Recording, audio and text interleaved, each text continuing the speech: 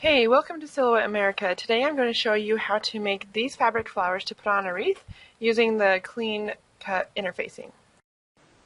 Alright, to get started, I downloaded a 3D flower from the online store and then I laid it out. After you choose the flower you want to use, determine how many flowers you want and the different sizes they will be.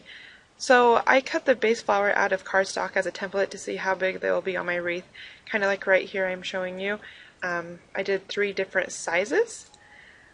So after you do that, to make multiple flowers that are different sizes, the easiest way I have found to do that is to copy and paste the flower set and drag one corner with your cursor to resize everything at once to be bigger or smaller. So like, for example, you do that and then just hold down shift if you want to resize it. After you've figured out what sizes you want all your flowers to be, I recommend keeping each flower set in its own grouping, and then what you will want to do is draw a rectangle around each group of flower, like I'm showing you here.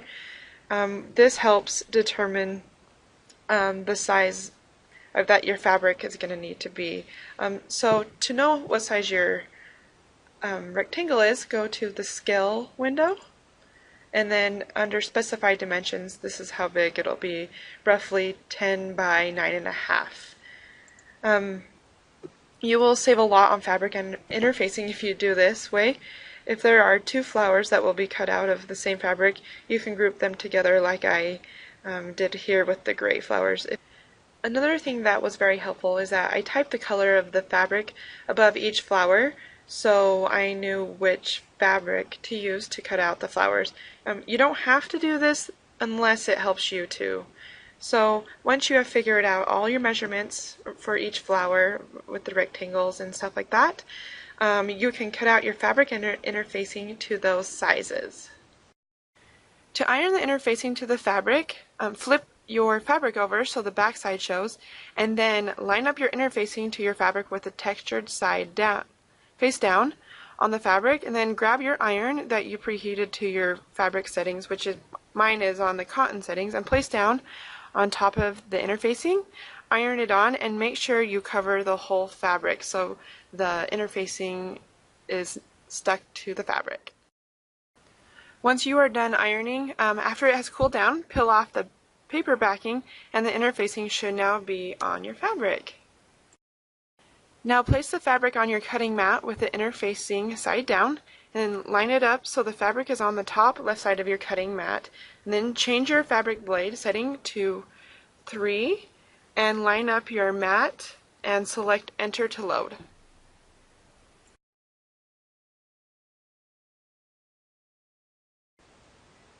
Since we are cutting the gray fabric first, select that group of flowers and put it on the document at the top left corner, and then delete the rectangle so that the silhouette does not cut that part out, and you are set to cut.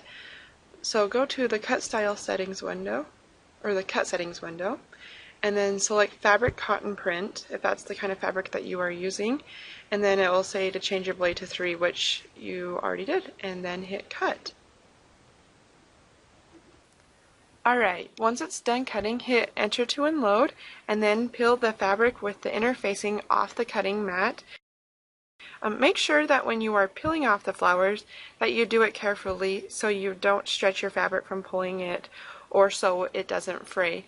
And your flowers should look something like this when they are cut out, nice and clean cut.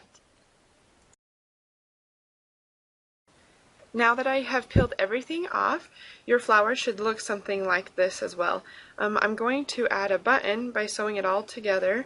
So to assemble the flower, take one of the big petals and then layer the other one on top so you can still see the petals of the bottom layer, and then just keep layering all the petals on top of each other.